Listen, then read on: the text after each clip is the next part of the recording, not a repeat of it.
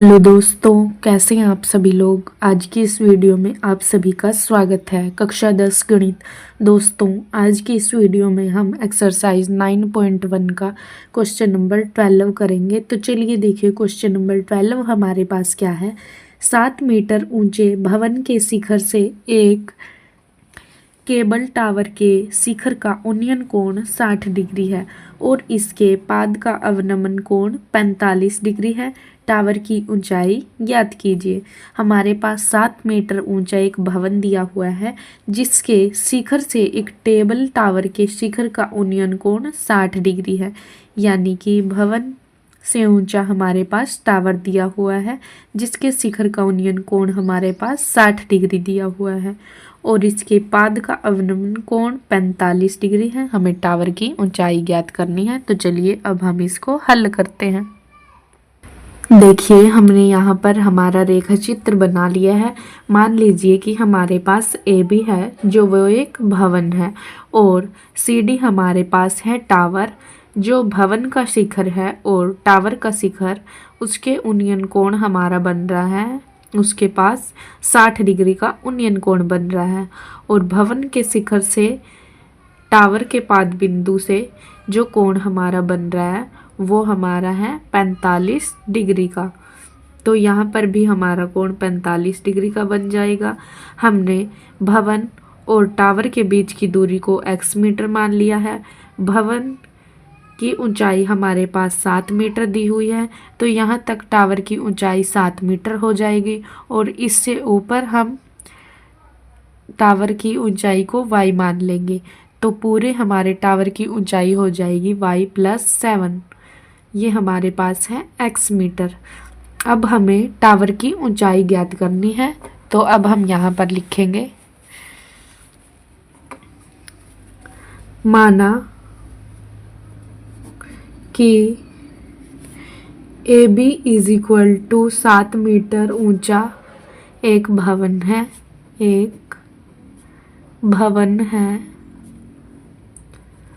और C D is equal to y+7 meter ऊंचा एक टावर है।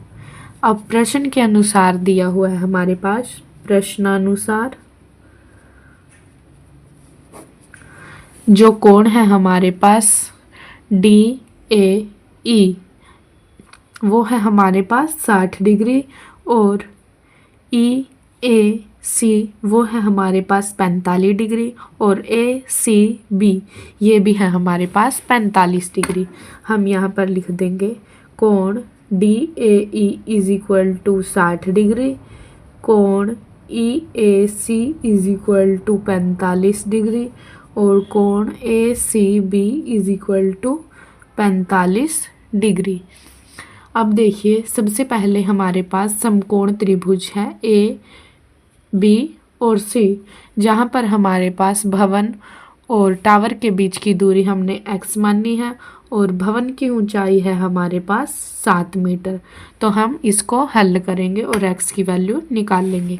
हम यहाँ पर लिखेंगे समकोण त्रिभुज ABC में, इसमें हमें परपेंडिकुलर दिया हुआ है और हमें बेस निकालना है। तो टेंजेंट थीटा में परपेंडिकुलर और बेस दोनों होते हैं, perpendicular divided by base. Tangent theta की वैल्यू हमारे पास है 45 डिग्री, परपेंडिकुलर है हमारे पास ए बी और बेस है हमारे पास बी सी।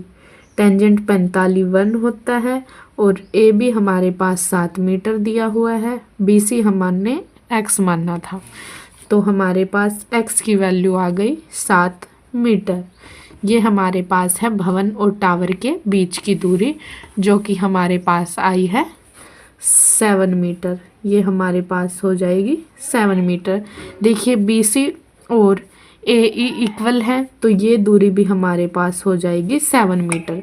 अब हमें y ज्ञात करना है तो हमारे पास ए समकोण त्रिभुज है जो वो लेंगे हम, जिसमें हमारे पास बेस दिया हुआ है, हमें परपेंडिकुलर निकालना है। तो अब हम यहाँ पर लिखेंगे अब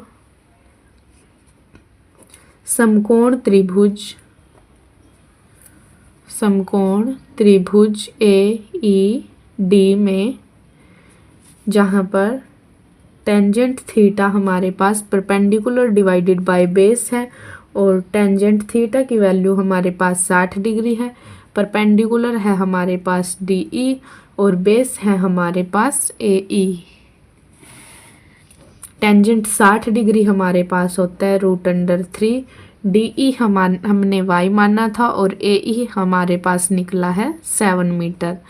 √3 को हम 7 से मल्टीप्लाई करेंगे तो y = 7 √3 मीटर। ये हमारे पास y की वैल्यू आ गई। अब हम यहाँ पर लिखेंगे अतः टावर की ऊंचाई